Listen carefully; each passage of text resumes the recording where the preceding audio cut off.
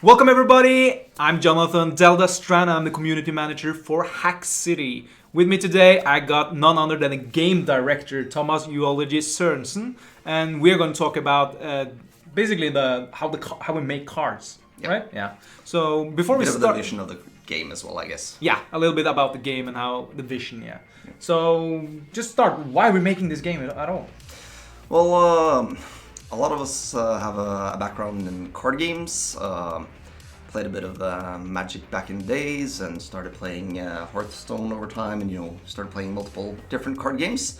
And I got really interested in the digital card game, how they work, or the digital space for card games.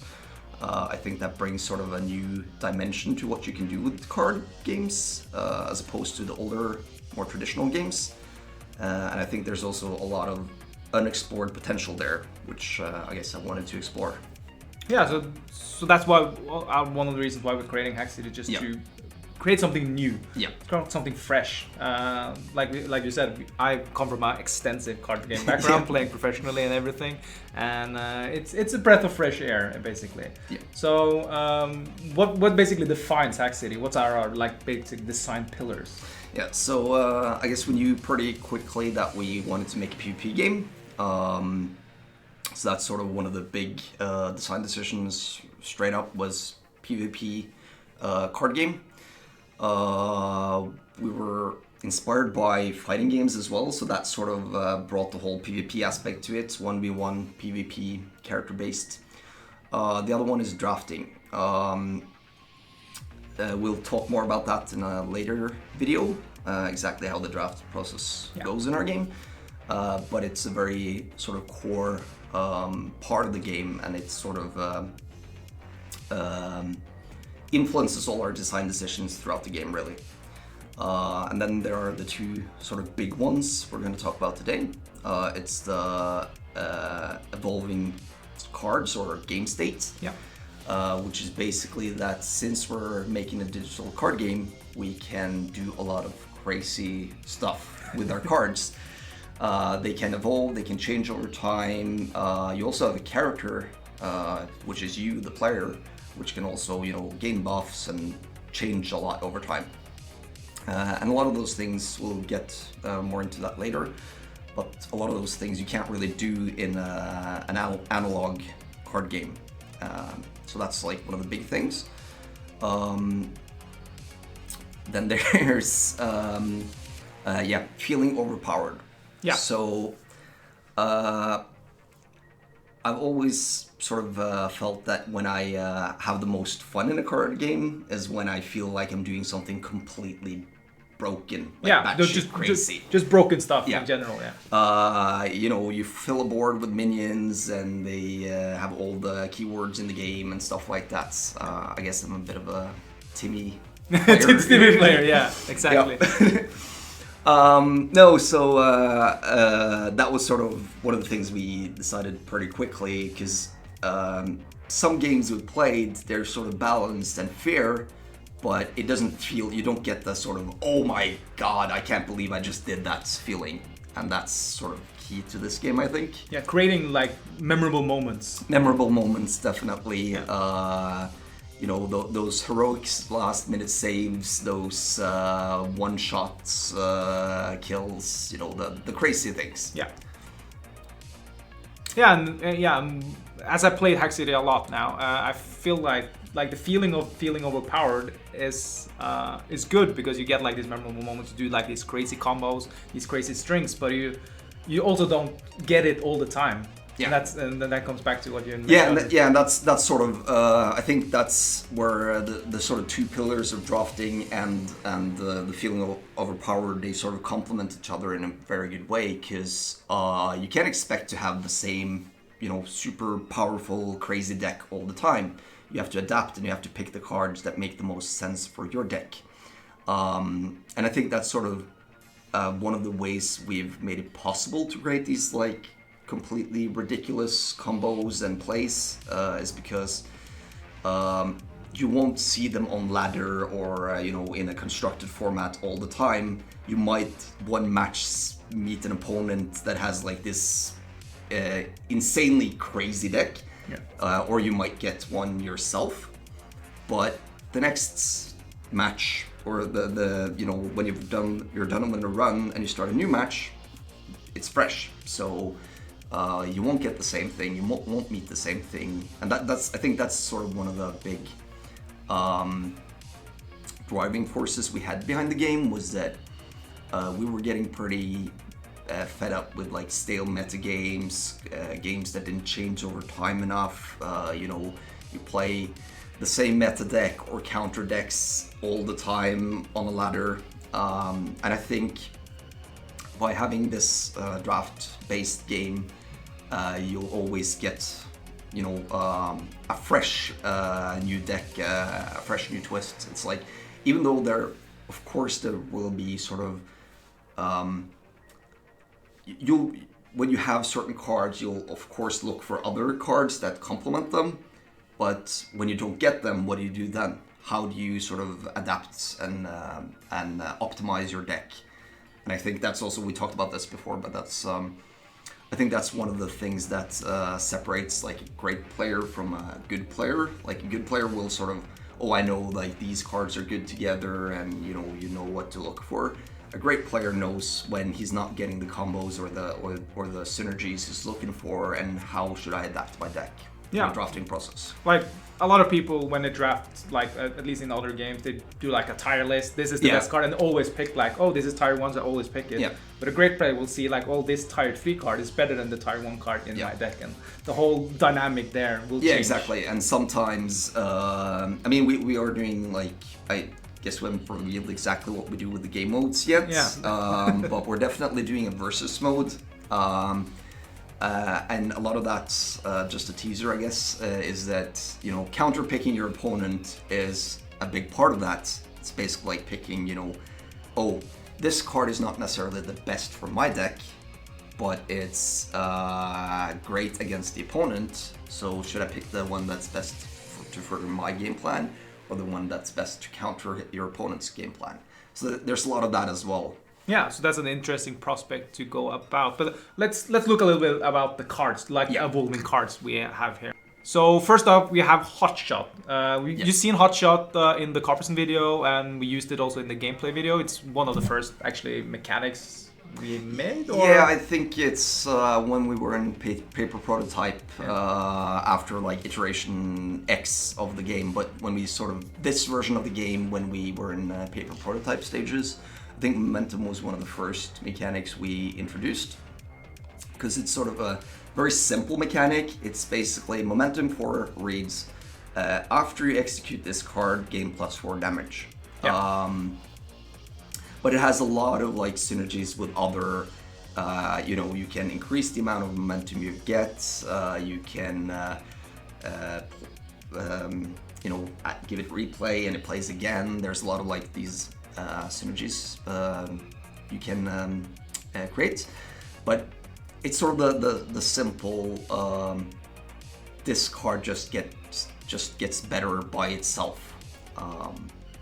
Yeah, no, that's an interesting thing. Like the first time I saw this card, because I came in later in the development, came in and tried this game out. It's like, well, and coming from both the paper background and the digital background, it's like, well, this doesn't work in a paper setting, because if it was like if you play a lot of games, this is a one-off. Of course, you can work in a paper settings, but you can have like 3 of these in a deck. Yeah, exactly. And it's like, how do you track which one is 12 damage, which one is 16 damage? You would. So we did paper prototype this, right? And we basically had these like paper pieces that we put in, and we wrote the new numbers on it, and it was a maintenance nightmare. But it was sort of like when you're paper prototyping, you know, you need to test what you're aiming for, and we were aiming for a dynamic game where the cards change over time. And it was a good example of why you want this in a digital space and not in an analog card game space. Yeah. So just take a quick look how it looks in the game when you play it. Brain juice.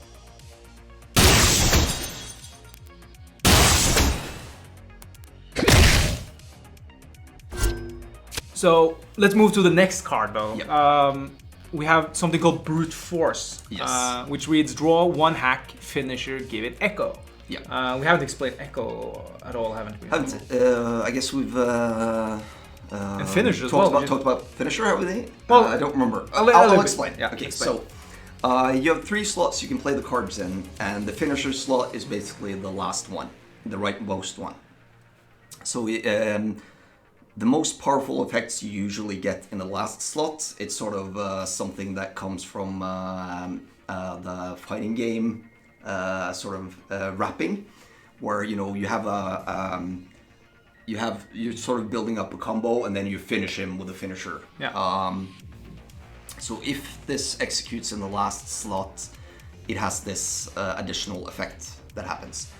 So brute force, by default, it will draw you 1 hack, and finisher, it gives it echo. So echo, what that does is that when you play the hack, it creates a new copy of the hack. Okay. Yeah. So basically, it's a value card, right? Yeah, it doubles your hacks basically. yeah.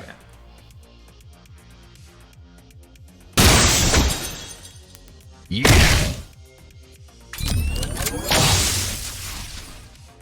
So you saw there at the end there, you just get like the all slow, but it draws from your deck, right? Yeah. Yeah, or your hack Yeah. deck. So if you're out of hacks, Yeah, it doesn't do anything. It doesn't do anything. So it's sort of it has higher value early than later Yeah. in the game, of course. And then it fits in a deck that drafts more hacks and being Yeah. more maybe a control A style Yeah. because you want value instead of the more rush now. So Yeah, it's a good value card. yeah. Next card is Roid Rage. Yes. We showed it a little bit before, but this is like getting a deep dive because this is something special as well. Adjacent attacks gain 3+ or +3 damage. Yes.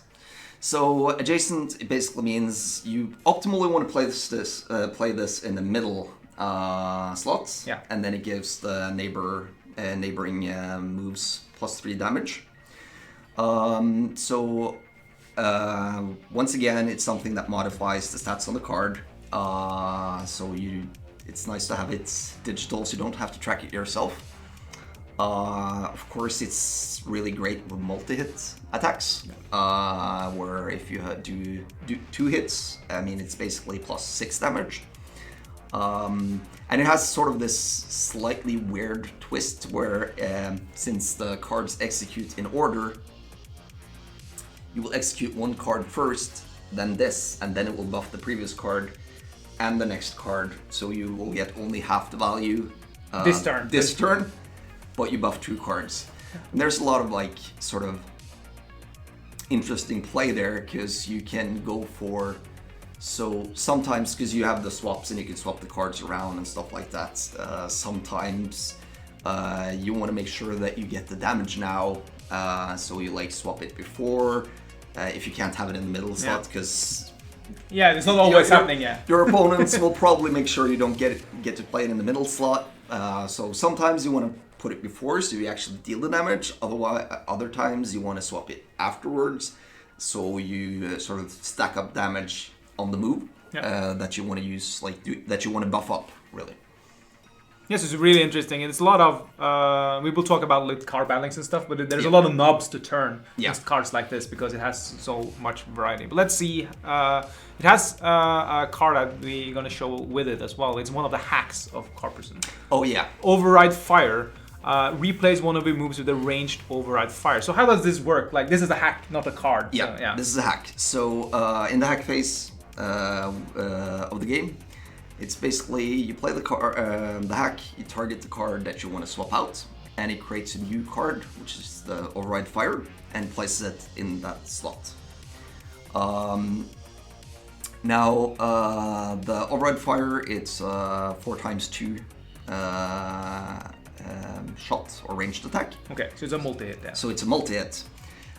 This actually used to be just a straight up 8 damage shot, but we figured that with sort of this like multi-hit theme of Copperson and all his like plus damage buffs and stuff, the moment we changed it into a multi-hit, it became a lot more exciting, because suddenly you can have like a move that gives your next move +5 damage, or like Roid Rage, which gives +3 damage, and then that's doubled since it's a multi-hit basically. So it sort of suddenly got a lot more exciting than it used to be with a sort of like a flat 8 damage move. Yeah. So it's basically a wave, because when sometimes you don't slot in a ranged attack, and then your opponent has a skill attack, and you just need to counter that skill. It's just a way to just do it in the hack phase instead. So it's a kind of cool way to always manipulate the flow of battle with hacks. Counter melee. Counter melee. Yeah. Give me your worst.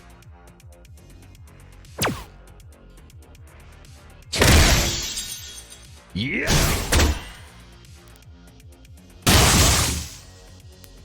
So next card on the list is from one of the characters. We haven't said much about it. This has been a punching bag mostly. Yeah. This is from Dr. Rats.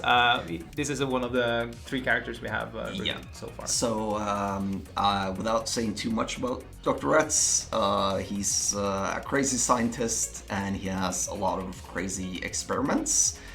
And rats, of course. And rats, of course. Experiments and rats. Yeah. And crazy. Yeah. So seeing like Copperson is mostly modified, like in the more mechanical sense, with like mods and his arm and everything. Yeah. Rats is more like a evolved mutagen form of evolved. Yeah. Modifications. So he does experiments. He evolves. He has his rat minions or his swarm attacks, as this is. Yeah, so this is a breeding ground, gain a random bonus. So what is a random bonus?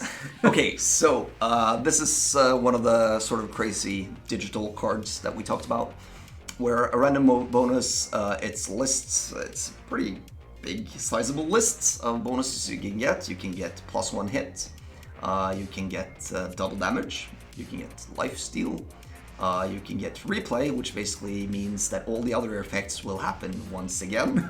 So having stacked a couple of effects and then get a replay, it's going to do some damage and perhaps even heal you up to full.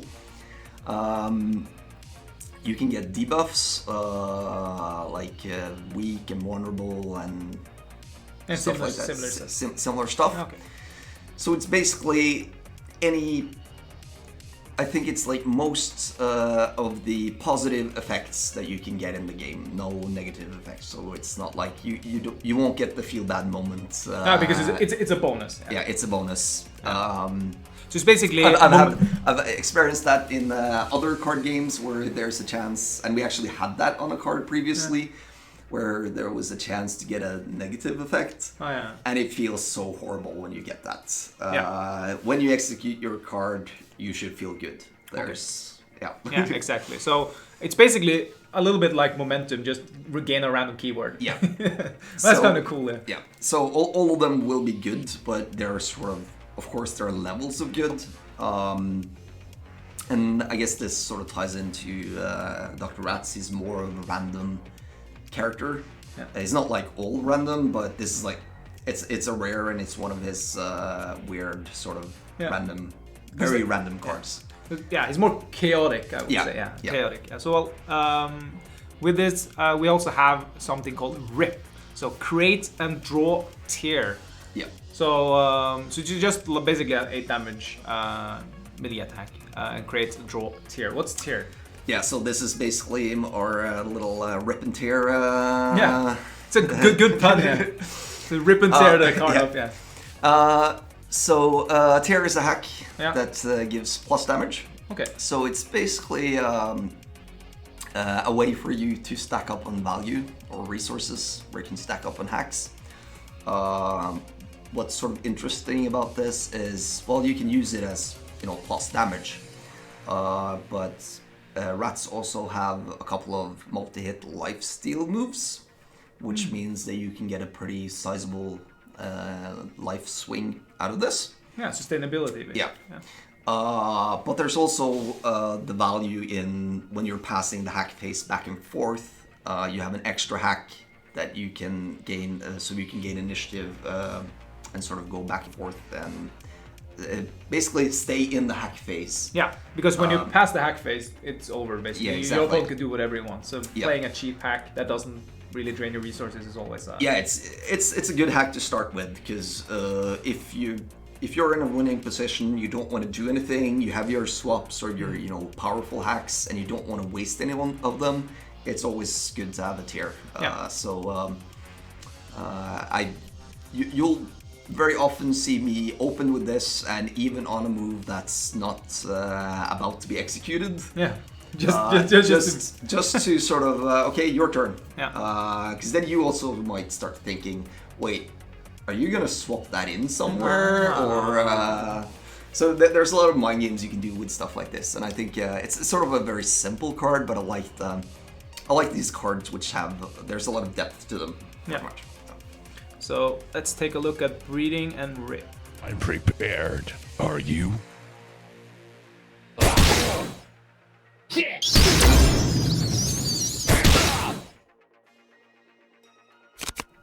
And then we saw the breeding grounds gain vulnerable. It won't execute this time, but it's basically on the card next time. So it's the same as momentum, right? Yeah. That you won't get the bonus this execution, but you get it next time you execute it. And I think that's sort of usually by the randomness design. We want to make sure that it doesn't really affect this resolution that much usually, which means that because you get the effect the next time you execute it, which means that the opponent, he can see that, wait, okay, you have these like things on the card, I really need to counter this, because that was another thing we had a lot more of previously, where it was give the next card a random bonus, and what that does is you're not sure if you should play around it or not, because if you get bonus A, it's not that bad, but if it gets bonus B, it's really bad. So there is randomness, but we sort of try to control it so you have an opportunity to play around it. Yeah, it's a really good way of doing randomness in general, controlling randomness. Yeah, next one is maximize potential. This is one of the cards when I saw them really stood out. It's like this would be hell to have in the paper format. It's give a random move in your deck replay. Yeah. And your deck is basically all the cards in deck and the cards in hand and the cards in play. So yeah, exactly. So I mean, in an analog game, you would basically have to like shuffle everything together, pick a random card, and then like put a counter on it, and then try to reset the game state to where you were. Yeah. So it's basically any card can get replay. Did we ever talk about replay? I don't remember. A little bit, but you can go through it again. So replay is basically you just play the card again. So when you execute the card, you execute it once, and then you execute it once again. So if this lands on breeding ground, it's a good example. It executes once, it gets the bonus, but then it executes again with the bonus. And then it gets a new bonus. Yeah. And then it gets a new bonus. So there's this test deck I made, which is lingering around, which has a lot of replay effects and breeding ground, and it's giant Timmy pile.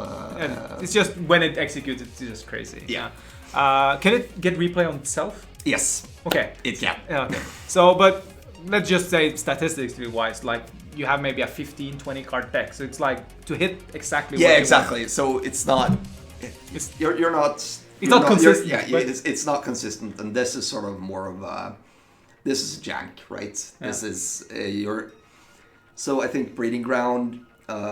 It's intended to be more of a fun than or a fun card than a super powerful card.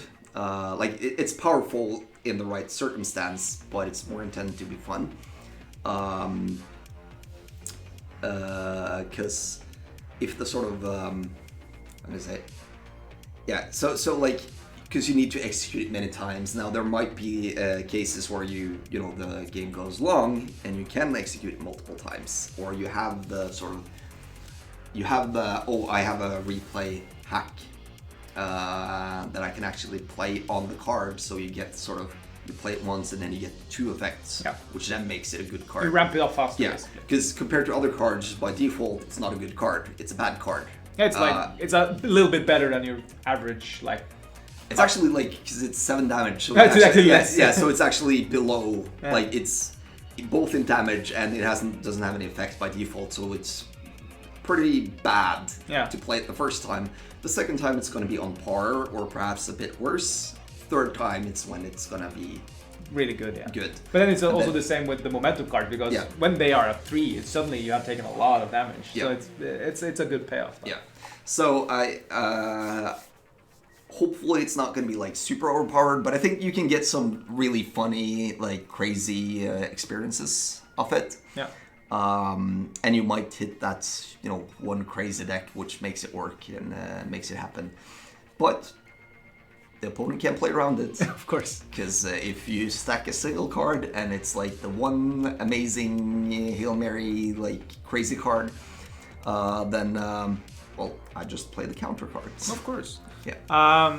The other one is also Ambush Rats, which is replace one of your moves with a ranged Ambush Rat. So this is similar to Override Fire, but it has a different flavor because it's rats. So. Yeah, exactly. So it's the same.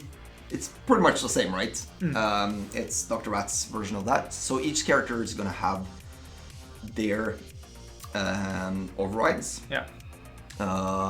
So each character is they have a primary RPS type. Yeah. Like Copperson is Ranged, Rats is skill, and Banshee is melee. So they're going to have their primary, and then they're going to have their off-color as well. Okay.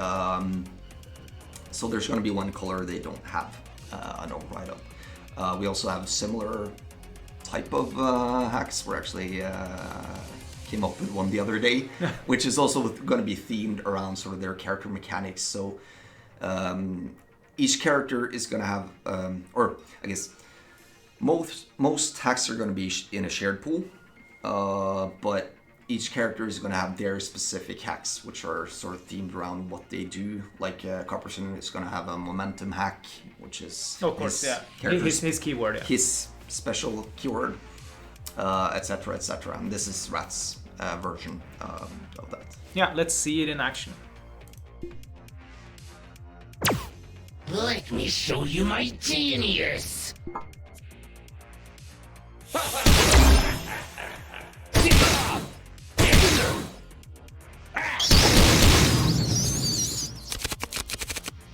Yeah. So you see, so Rat's version is 2x3, and Copperson has 4x2. Yeah, so it's And better scaling, but worse, like right Up front. Yeah, up front. Yeah, and that sort of ties into Rat's is more his rat-based attacks have more hits usually, but usually less damage. Yeah. Really interesting. Last, we will have a pretty cool hack. When I saw it, I was like, what is this even? And that's shuffle. And it's shuffle all played cards. Yeah. So it's sort of your Hail Mary. Everything goes wrong, and I just need something. Everything goes wrong, and I just pray to RNGesus. And you shuffle your cards get shuffled, the cards in play, and your opponent's cards get shuffled, and you hope you win the RPS, basically. Yeah, let's see how that looks in play.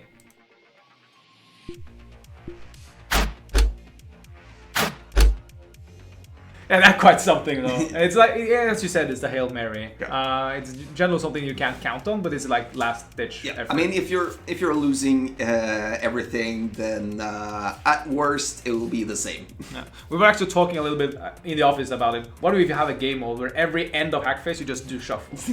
Just for fun, just like, well, your decision doesn't matter. But yeah. So that was the card we're going to show. There's just a little bit about evolving cards in general. But we have a few more things to talk about. Yeah. There is like the thing, like evolving cards is important. There will of course be cards that don't evolve and are more like your cookie cutter normal Yeah, cards. I mean, of course there's going to be a standard, just 2 damage cards, or make you invulnerable for 1 hit, or the more standard straight up heals, those kinds of cards. I guess what we're showing off is a lot more of the interesting cards, which has a lot of play to them and sort of synergies. There also, I think there's, so one of the things we sort of have always aimed towards is to have multiple playstyles. I like broken combos. That's sort of my play style. Just do stupid stuff and try to make it happen. But made sure that there are, you have your big beaters, you have your aggro strategies, your more mid-range strategies and control strategies. They don't really, like, we always tried to keep that in mind when we made the cards and when we made the sort of the system. I guess one of the interesting takeaways is that in our game, since it's so different from what we're used to in other card games, we had to think completely different about how those strategies work and how we can make sure that you have those strategies or something that's similar to those strategies in our game. I think like one of the interesting one of the employees, he had this big dumb beater strategy where he had lots of like heavy hitters for Copperson, which were slow, and he drafted a lot of like fast hacks and stuff that counteracted that, or basically drafted a bunch of like drawback, big heavy moves, and they just like made them fast or suppressed them or did stuff like that. So he didn't scale at all. He just did a lot of damage. And right out the get-go. Yeah, with every move, and I think that's a really interesting strategy. It means that there are multiple ways to play the game. Yeah, and since this is a deck builder at core, you can basically, you can think like, oh, I want to go this kind of way, but if the game doesn't give you, Haxity is immersive. You're at the Haxity's mercy, basically. Yeah. I mean, you're gonna if you're gonna try to force a strategy, you're probably gonna fail horribly most of the time, and sometimes it will happen. But you probably want to sort of try to adapt to what you're given and try to find sort of the best lines based on the cards you're presented. Yeah. So adaptability, be able to adapt to both your opponent and your own deck is one of the key things we look at for a competitive player. Right? Yeah. I mean, that's sort of it's really what separates the good from the great players. Basically, it's like how or the bad from the good even. But it's how good you are at adapting. Yeah. It's not only like knowing the cards and knowing what to play around or what to expect, but it's being able to see, okay, this has a lot more value now that I know who I'm playing against, or my strategy isn't panning out. How can I save my deck? How can I make this work? Like, to pivot, basically. Like, sometimes you see basically a carry card, like a card that's like, oh, this is a build around, I have some of the components which make this card work, and then you basically pivot. So I think there's a lot of interesting aspects that the deck builder brings to this. Yeah, it's really cool to see. So just this practical info, how many cards do you expect we have at early access release? Yeah, so early access we expect to have 60 cards per character, 3 characters for early access. Then there's a set of character specific hacks. We haven't decided exactly on how many. You are cropping up as we speak almost. What's game design in a nutshell there? I wrote a couple of new hacks on the way here. So, exactly. And then there are there's a pool of shared hacks as well. Like swap and fast and stuff like that, right? Yeah, and we don't have hard numbers on those yet. I think it's sort of figure out. We have a decent amount of them. We're probably going to make more, and then we might remove some as well. That's sort of to make sure that the balance is right. Yeah. So yeah. Yeah, and in general, so 60 different cards, different play styles, and of course you mix match everything. Yeah, I think you said different play styles, and if I may, I want to add something to that. And I think so. We talked about a character having a primary style, or Copperson is a ranged character. That doesn't mean that your strategies are going to necessarily be ranged with him. It means that he has the most powerful cards, and most of his powerful cards are in ranged, but he also has a lot of powerful cards in the other. I know when I say powerful, it's like the ones Build that- around basically. Yeah. Or actually, it's the most damaging cards usually. Okay, yeah. Yeah. So the biggest hitters, most of the biggest hitters are in the ranged, but he's off color is basically red or melee. So he's gonna have a decent amount there, and not as many in the third color, skill color. Yeah. But there are build arounds in skill as well. It's more about what you can expect when you meet Copperson. But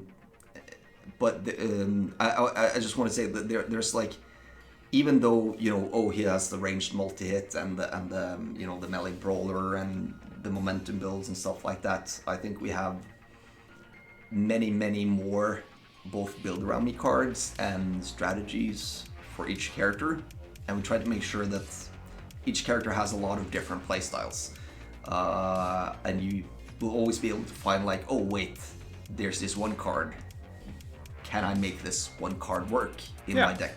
Exactly. It's like, let's say Corpus has replay card, works really good with momentum, but it also works really well with, for instance, heavy hitter. Yeah. And just like, so something like that. Yeah, or in general, replay is just good. Yeah, but okay, so he has, we haven't revealed this card, but he has Nootropics, which gives his skill replay. Yeah. Skills are support cards. Well, you have skills that give you plus damage on moves. Okay, so you can do this in a multi-hit build. Skills can also give you shield.